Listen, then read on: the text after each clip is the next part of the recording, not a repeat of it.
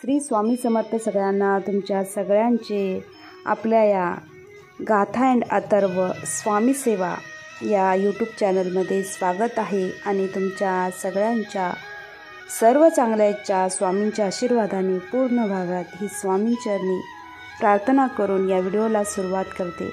तर आजच्या व्हिडिओमध्ये तुम्हाला होळीच्या दिवशी आपण कोणत्या वस्तूचे दान करू नये आणि ते दान केले तर तुम्हाला काय त्याचे परिणाम भोगावे लागतील याविषयी थोडक्यात जी काही माहिती आहे ती मी सांगण्याचा प्रयत्न करत आहे।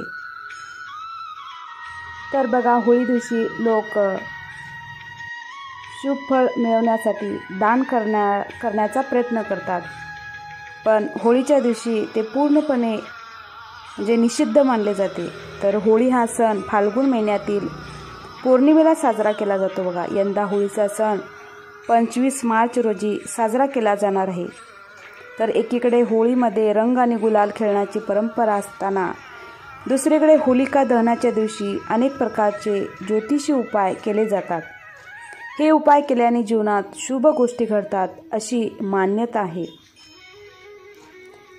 त्याचबरोबर काही लोक शुभ फल मिळवण्यासाठी होळीच्या दिवशी आपण काहीतरी दान करावे या विचाराने दान करायला जातात, पण आपण त्या दिवशी कोणत्या वस्तूचे दान करू नये याबद्दल जी माहिती सांगितलेली आहे ती लास्टपर्यंत नक्की ऐका आणि जर व्हिडिओ आवडला तर सबस्क्राईब करा आणि व्हिडिओला लाईक नक्की करा।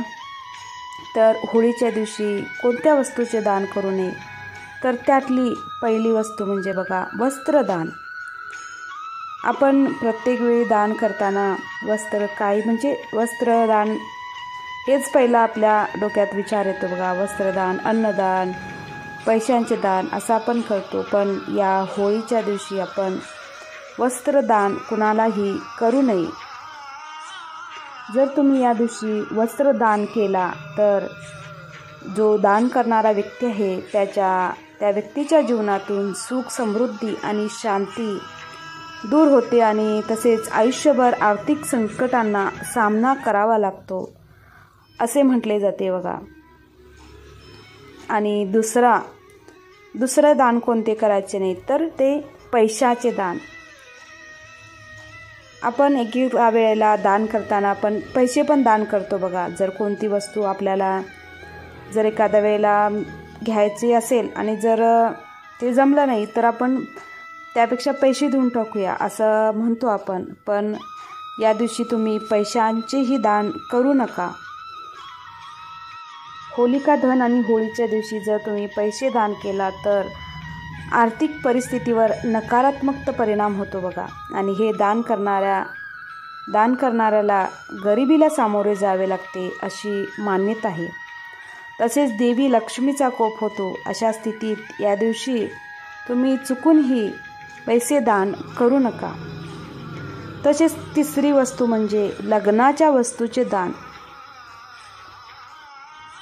तर ज्योतिषशास्त्रानुसार असे म्हटले आहे की होलिका दहनाच्या दिवशी विवाहित महिलांनी आपल्या लग्नामध्ये ज्या वस्तू आलेल्या असतात त्या आपण जर जुन्या झाल्या, खराब झाल्या म्हणून दुसऱ्यांना देऊन टाकतो, त्याचे दान करतो।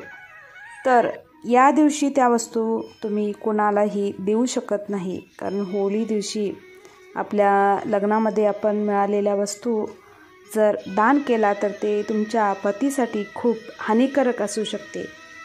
तसेच तुमच्या कुंडलीतील शुक्राची स्थितीही कमकुवत होते। बघा, त्यामुळे या दिवशी असे कोणतेही दान करू नका।